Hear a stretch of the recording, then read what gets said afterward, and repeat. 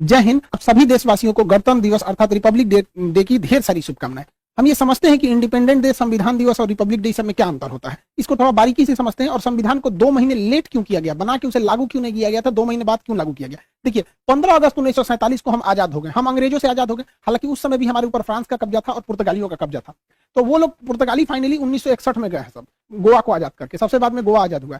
तो हम लोग तो आजाद हो गए थे, लेकिन बात यहाँ ये आती है कि आजाद हम अंग्रेजों से हो गए थे, लेकिन हमारे ऊपर किसी का शासन ही नहीं था। तो हमारे ऊपर कौन शासन करेगा, ये कोई डिसाइड नहीं था। इसलिए 15 अगस्त 1947 को हम आजाद हो गए थे, इसलिए उस दिन हम आजादी दिवस, इंडिपेंडेंट डे मनाते हैं। लेकिन हम लोग के ऊपर अंग्रेज कहे थे कि हम आपको फाइनली छोड़ के तभी जाएंगे जब आप संविधान बना लेंगे तब। तो हम लोग संविधान 1946 से 1949 के बीच में बनाए, जो फाइनली बन के तैयार हुआ 26 नवंबर 1949 को। इसलिए 26 नवंबर 1949 को हम कहते हैं संविधान दिवस। तो आजाद हो गए, संविधान हो गया यहाँ पे। लेकिन जब तक ये संविधान लागू नहीं हो जाता, हम कैसे कहेंगे हमारे ऊपर किसका शासन चल रहा है। रियलिटी में देखिएगा हमारे ऊपर किसका शासन है, संविधान का। सुप्रीम कोर्ट, प्रधानमंत्री, राष्ट्रपति, नीचे से ऊपर तक सब संविधान के अधीन काम करते हैं। तो संविधान बन गया था लेकिन लागू ही नहीं हुआ था। इसे 2 महीना बाद लागू किया गया। 26 नवंबर 1949 से 2 महीना जोड़ेंगे तो वो 26 जनवरी 1950 हो जाएगा। जिस दिन संविधान लागू हुआ उस दिन हम लोग मनाते हैं रिपब्लिक डे। और रिपब्लिक डे का मतलब होता है भारत एक रिपब्लिक है, अर्थात यहाँ के राष्ट्रपति जो है वो खानदानी नहीं होंगे, वंशानुगत नहीं होंगे, बल्कि चुन के आएंगे। राष्ट्रपति और प्रधानमंत्री हम लोग के यहाँ चुन के आते हैं और इन्हीं लोग का हमारे ऊपर शासन रहेगा।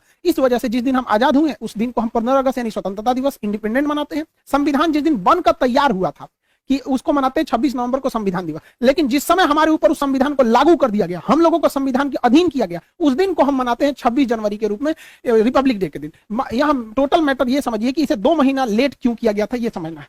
तो अब हम इतिहास में चलते हैं, क्यों इतना लेट हुआ था। एक्चुअली जब द्वितीय विश्व युद्ध चल रहा था तो उस समय इंग्लैंड को बहुत ज्यादा क्षति हुई थी। जर्मनी ने धो दिया था, लंदन पर 15 दिन 15 रात बिना रुके बम गिराया था।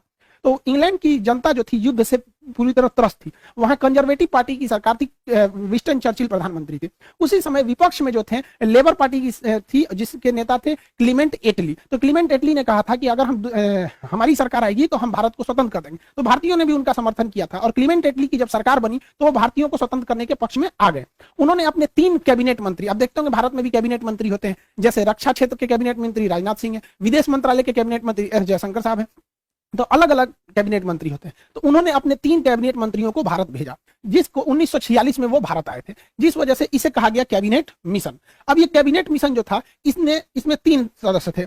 एक का नाम था क्रिप्स, अलेक्जेंडर और लॉरेंस। ये ट्रिक याद रखिएगा, एग्जाम में पूछता है। क्रिप्स, अलेक्जेंडर और लॉरेंस, ये 3 सदस्य थे। इसका लीडर कौन था, तो इसका भी ट्रिक है। एल से होता है लीडर, एल से हो जाएगा पैंथिक, लॉरेंस। तो लॉरेंस ही इसका लीडर था। एग्जाम प्रोस्पेक्टिव से इसे याद रखिएगा, डेट और किसमें कितने सदस्य थे। ये 3 लोग हैं, इन्होंने भारत को 3 बड़े काम करने को दिए। पहला, इन्होंने कहा कि आप अंतरिम सरकार बना लीजिए और अगले 5 सालों तक आप सीखिए कि सरकार कैसे चलाया जाता है। इसलिए आप देखिएगा हमारे यहाँ चुनाव, आजाद हो गए थे हम लोग 1947 में, लेकिन हमारे यहाँ प्रधानमंत्री का चुनाव हुआ 1951 में, बने प्रधानमंत्री 52 में। यानी ये 5 साल जो सरकार चली थी वो अंतरिम सरकार चली थी, हम लोग की ओरिजिनल सरकार नहीं थी।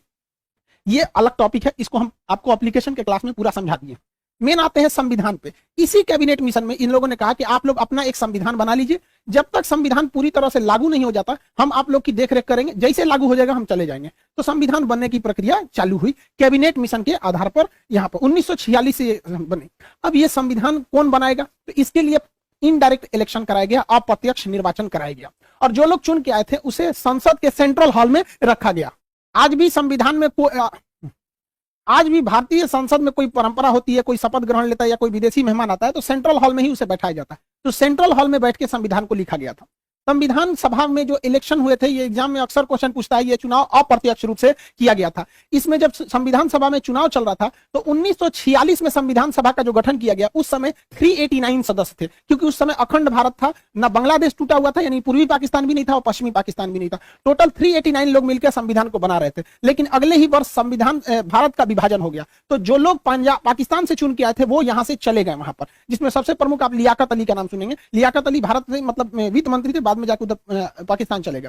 1947 में जब देश का विभाजन हुआ तो 1947 में देश का विभाजन के बाद केवल 299 सदस्य ही बच गए, ये याद रखिएगा। और यही लोग मिलकर पूरे संविधान को आगे बताते गए। 47 में लिखा गया, कुछ 48 में, 49 में। फाइनली जब संविधान पर हस्ताक्षर करने की बात आई तो 1950 तक, 24 जनवरी 1950 को जब फाइनल हस्ताक्षर हो रहा था तो कई लोगों की देहांत हो चुका था। फाइनली बचे थे लोग 1950 में 284 लोग। तो फाइनली संविधान पर जो 13 किलो का हमारा संविधान है, ओरिजिनल संविधान 13 किलो का है, उस पर जो हस्ताक्षर है वो 284 लोगों का ही है। हालांकि बचे थे इतने लोग, ये लोग तो देहांत से गए थे, जिसमें 15 महिलाएं हैं। तो सोचिए महिलाओं के हम लोग महत्व को कभी नहीं भूल सकते हैं। संविधान बना कैसे, तो इसके इसके लिए अलग अलग कमेटी बनाई गई और उनकी जिम्मेदारी सौंपी गई कि आपकी ये कमेटी है, आपकी ये जिम्मेदारी रहेगी, राज्यों को कैसे चलाना है ये राज्य कमेटी है, आप बताइएगा। तो अलग अलग करके ऐसे कुल 13 समितियों को बनाया गया था। 13 कमेटी बनी थी जो सहमति से अपना डिसीजन लेती थी। सर्वसहमति से नहीं होता था, सहमति जिसमें ज्यादातर लोगों की सहमति है वही डिसीजन को मान लिया जाता था। इस समितियों में सबसे प्रमुख जो समिति थी उसका नाम था प्रारूप समिति, इंग्लिश में कहते हैं ड्राफ्टिंग कमेटी। इस ड्राफ्टिंग कमेटी के जो अध्यक्ष थे वो भीमराव अंबेडकर साहब थे, बहुत ही विद्वान, मतलब हम क्या कहें इनकी विद्वता के बारे में, उतना शब्द ही नहीं है हमारे पास। इन्होंने पूरे कमेटियों में आपस में कोऑर्डिनेशन बनाया, कहां क्या गलत है क्या सही है उसको सुधार कराया। तो भीमराव अंबेडकर 13 समितियों में जो सबसे प्रमुख समिति थी प्रारूप यानी ड्राफ्टिंग समिति, उसके चेयरमैन थे, जिस वजह से इन्हें फादर ऑफ इंडियन कॉन्स्टिट्यूशन के नाम से भी जाना जाता है। इसके अस्थायी सदस्य भले 2 दिन के लिए सच्चिदानंद सिन्हा थे, लेकिन अस्थायी रूप से राजेंद्र प्रसाद संविधान सभा के अध्यक्ष थे। इन्हीं के देखरेख में संविधान सभा अध्यक्षता करते थे, आप बैठिए आप अपना डिसीजन सुनाइए, इस तरह से। और संविधान सभा के जो सलाहकार थे वो बी.एन. राव थे। बी.एन. राव बहुत ही विद्वान थे, इन्होंने विदेशी संविधानों का अध्ययन करके जहां से भारत में अच्छा लगा उन्हें समावेशित किया। इनकी विद्वता से को आप ऐसे ही अंदाजा लगा सकते हैं कि इन्होंने म्यांमार के संविधान बनने में भी मदद किया था बी.एन. राव ने। इस तरह से संविधान बना। संविधान को बनने में लगभग 3 साल लग गए थे। 1946 से चालू हुआ और 1949 में फाइनली बनके तैयार हुआ था। इसे याद रखने का ट्रिक क्या है, 3 साल में तैयार हुआ था। 1 साल में कितने महीने होते हैं, 12 महीने। तो 1 साल में 12 महीने, आप 3 साल में ना 12 घटा दीजिएगा। जब आप 3 साल में 12 घटाते हैं तो बचता है 2 साल 11 महीने और 18 दिन। तो ये ट्रिक के तौर पे आप याद रखेंगे, 2 साल 11 महीने 18 दिन में टोटल संविधान बनकर रेडी हो गया था। जब संविधान बना था तो उस समय संविधान के कुल चैप्टर यानी भाग की संख्या 22 थी। एबीसीडी जोड़ जाड़ के कभी मूल कर्तव्य डाल दिया, कभी कुछ डाल के, वर्तमान में 25 हो गए हैं। जो अनुच्छेद यानी आर्टिकल थे वो 395 ही ओरिजिनली है, एबीसीडी उसका जोड़ के 448 हो गया। ये आगे बढ़ते ही जाएगा यहाँ पर, लेकिन संख्या नहीं बढ़ेगी, एबीसीडी ही करके जोड़ा जाता है। जब अनुसूची यानी शेड्यूल थे वो 8 थे, वर्तमान में अनुसूचियों की संख्या टोटल जो हो गई है वो 12 हो गई है। तो इस तरह से संविधान को बनाया गया। इतने मेहनत अपने प्रयास के बाद से फाइनली भारत का संविधान बना, जो दुनिया का सबसे बड़ा लिखित संविधान हो गया। अब इसको बन के तैयार हो गया 26 नवंबर 1949 को। इस दिन हम लोग मना लेते हैं संविधान दिवस, लेकिन इसे लागू किया गया 2 महीने बाद 26 जनवरी 1950 को। इसकी टोटल कहानी समझते हैं, इतना लेट क्यों हुआ, तो इसकी कहानी छुपी है 1929 में। कांग्रेस का हमेशा अधिवेशन होता था, फाइनल जो ईयरली मीटिंग होती थी उसे अधिवेशन कहा जाता था। तो कांग्रेस का इसी तरह से लाहौर अधिवेशन हो रहा था दिसंबर 1929 को, साल का अंत चल रहा था। दिसंबर 1929 को उसकी अध्यक्षता पंडित जवाहरलाल नेहरू कर रहे थे। इन्होंने कहा कि अब हमको अंग्रेजों से झुकने की जरूरत नहीं है, अब हम 1 इंच भी जमीन से समझौता नहीं करेंगे, हमें टोटल इंडिपेंडेंट चाहिए। पूर्ण स्वराज की मांग कर दिया था रावी नदी के तट पर जवाहरलाल नेहरू ने। और उन्होंने कहा कि हर भारतीय अब इनको जगना पड़ेगा, अब हमें अंग्रेज आजाद करेंगे। और उन्होंने कहा कि ये तो दिसंबर महीना चल रहा है, 2 दिन मतलब ये साल खत्म हो गया 1929। उन्होंने कहा कि जो 1930 आ रहा है तो आगामी 1930 में जो आखिरी संडे रहेगा उस दिन हम लोग अपना तिरंगा झंडा लहरा देंगे, अंग्रेज आजादी दे चाहे न दे। तो देखिए हम 1930 का ये कैलेंडर खोले हैं, आखिरी संडे 26 जनवरी को पड़ रहा है। तो उन्होंने घोषणा कर दिया था कि ये दिसंबर 1929, दिसंबर तो खत्म हो गया, 1929 खत्म हो गया, यानी 1930 का जो जनवरी महीना आ रहा है उसका आखिरी संडे को हम लोग तिरंगा झंडा लहरा देंगे और अंग्रेजों से कहेंगे भाड़ में जाओ साले कुत्ते तुम लोग, हम लोग आज से स्वाधीन हो गए, हम लोग आज से स्वाधीन हो गए, अपने अधीन है, अंग्रेजों के अधीन नहीं है। हालांकि आजादी नहीं मिला था, लेकिन इसे हम लोग मिनी आजादी कहते हैं, मिनी इंडिपेंडेंट बोला जाता है। 26 जनवरी को हम लोग 1930 में झंडा ठोक दिए और उस दिन से हम लोग मनाने लगे स्वाधीनता दिवस। और जवाहरलाल नेहरू ने कहा था हर वर्ष इसे मनाया जाएगा और अंग्रेजों को मिर्चा लगाया जाएगा, जितने जलेंगे उतने जलाया जाएगा। तो हर साल भारतीय 26 जनवरी को क्या मनाते थे, स्वाधीनता दिवस। वो 1930 से पहला स्वाधीनता दिवस मनाए, 31 में भी बनाए, 32 में भी बनाए, ऐसे लगातार बनाते गए स्वाधीनता दिवस। इवन जब देश आजाद भी हो गया था ना 1947 में, उस वर्ष भी बनाया गया, उसके बाद 48 में भी मनाया गया स्वाधीनता दिवस और 26 जनवरी 1949 को भी स्वाधीनता दिवस मनाया गया था। लेकिन इसी साल 19, ये तो जनवरी है, इसी साल नवंबर के महीने में संविधान बनकर तैयार हो गया। अब हो गई बड़ी दुविधा। देखिए स्वतंत्रता दिवस तो अपने जगह पे है कि हमें उस दिन अंग्रेजों से आजादी मिली थी, इसमें कोई दिक्कत नहीं है। लेकिन जब संविधान इसी साल बन के तैयार हुआ 1949 में ही, क्योंकि ये तो पहला महीना है और ये 11वां महीना है, तो हम लोग ने स्वाधीनता दिवस मनाया था कि हम अपने अधीन हैं।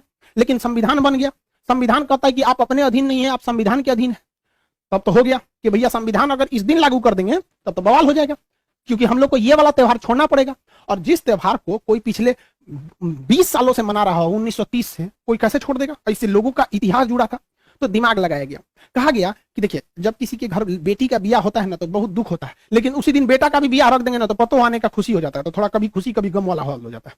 तो संविधान वालों ने देखा कि इस दिन का तो महत्व ही खत्म हो जाएगा, इसलिए दिमाग दिया गया, एक काम करते हैं, 2 महीना का तो बात है, 26 नवंबर 1949 है, एक महीना रुकेंगे तो 26 दिसंबर 1949 आएगा, और एक महीना और रुक जाएंगे तो 26 जनवरी 1950 हो जाएगा। एक काम करते हैं, संविधान को इस दिन बना लिए हैं, लागू नहीं करेंगे, लागू करेंगे 2 महीना बाद 26 जनवरी 1950 को, ले आके एक दूसरे पर थोप देंगे, बस हो गया। यहां जो स्वाधीनता दिवस मना रहे थे उसके ऊपर चढ़ गया संविधान, और संविधान कह रहा है कि भारत एक लोकतंत्र रहेगा, ये रिपब्लिक रहेगा, यहाँ के राष्ट्रपति का इलेक्शन होगा, कोई वंशानुगत नहीं रहेगा यहाँ पर। तो ये हो गया स्वाधीनता दिवस। तो जानबूझकर इस स्वाधीनता दिवस को बचाने के लिए इसको इसके ऊपर थोप दिया गया, वरना इसका महत्व कम हो जाता है, क्योंकि हम संविधान के अधीन हो जाते हैं। तो ये था टोटल संविधान को बनाने का। तो हम लोग 26 जनवरी आज ही के दिन संविधान को लागू कर लिए, हालांकि बना लिए थे 2 महीना पहले।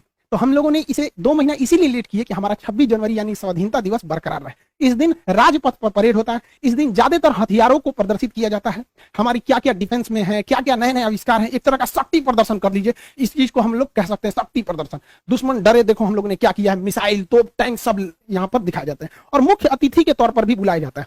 राष्ट्रपति तो झंडा फहराते ही है, प्रधानमंत्री भी रहते हैं, तीनों सेनाओं के अध्यक्ष भी रहते हैं, और मुख्य अतिथि को भी बुलाया जाता है। ये शुरू से ही परंपरा रही है, चाहे कलाम साहब हमारे राष्ट्रपति रहे हों, चाहे प्रणब मुखर्जी जी रहे हों, या रामनाथ कोविंद साहब रहे हों, हमेशा कोई ना कोई मुख्य अतिथि आता है। इससे क्या होता है कि उस देश से हमारा घनिष्ठता को भी दर्शाता है कि हम जो करीबी देश है उसी को ही मुख्य अतिथि बनाते हैं। इस बार जो मुख्य अतिथि बनाया गया है, बुलाया गया है, बहुत ही सोच समझ के, मतलब एशिया को पूरी तरह बैलेंस करने के लिए। एशिया का ये वाला एरिया कहलाता है सेंट्रल एशिया, ये रूस से टूटे हुए हैं सर। इसमें 5 देश आते हैं, Kazakhstan, Kyrgyzstan, Tajikistan, Turkmenistan, Uzbekistan.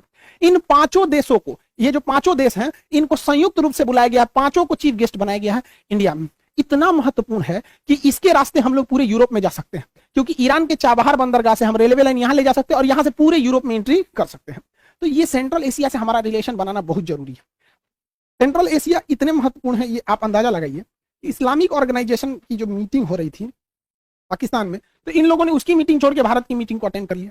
China इससे इतना डरा हुआ है कि आज 26 जनवरी को ये लोग मुख्य अतिथि के रूप में हैं। चाइना कहा कि आप हमारे पास आइए ना 25 जनवरी को, तो ये कहा सब की कौन सी खिलवाड़ समझे हैं, हम चीफ गेस्ट बने हैं, कैसे एक दिन में वहां चल जाएंगे, यहाँ चल जाएंगे, नहीं आ पाएंगे। तो चीन कहा कि ये तो गड़बड़ बात है, ये तो भारत के फेवर में चल जाएगा, सब गड़बड़ हो गया। कहा कि ठीक है, हम लोग जूम पे मीटिंग कर लेंगे, वर्चुअल मीटिंग। इतना डरा हुआ है। तो बहुत बेहतरीन मतलब फॉरेन पॉलिसी भारत की जा रही है, ये अच्छी बात है हमारा। तो आप ये समझ गए कि हम लोग को आजादी कब मिली थी। आजादी मिली हम लोग को 15 अगस्त 1947 को। देखिए, इस दिन देश बना नहीं, इस दिन देश आजाद हुआ। हालांकि कई लोग 1498 में वास्को डी गामा भारत की खोज नहीं किया था, भारत पहुंचने वाले रास्ते की खोज किया था।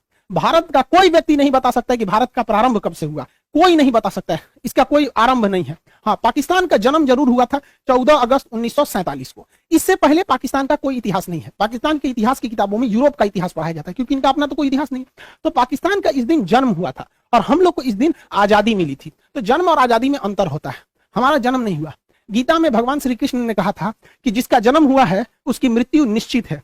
देखिए, हम और आप गलत हो सकते हैं, गीता की बात तो गलत नहीं होगी। चुट्टे का जन्म हुआ है, इसकी मृत्यु निश्चित है, वापस आएगा ये भारत में यहाँ पर, और हम अखंड भारत हो जाएंगे। ये हम लोग की भी कामना है। लेकिन एक और बात संदेश की, देखिए 26 जनवरी के दिन किसी भी तरह का प्रोटेस्ट स्वीकार्य नहीं है। आरा के लड़के, जहानाबाद के लड़के, आप जो प्रोटेस्ट कर रहे हैं 26 जनवरी को, इसको आप लोग को नहीं करना है। जयपुर के भी लोगों से हमारी बात हुई, उन लोग को भी हम समझा रहे हैं, भाई 26 जनवरी आज राष्ट्र को समर्पित होना चाहिए, आज कहीं भी प्रोटेस्ट नहीं होना चाहिए। और ये प्रोटेस्ट पूरी तरह से लीडरलेस है। आप पटना के डीएम साहब का भी स्टेटमेंट सुनिए, ये स्टूडेंट से मिलने गए थे वहां।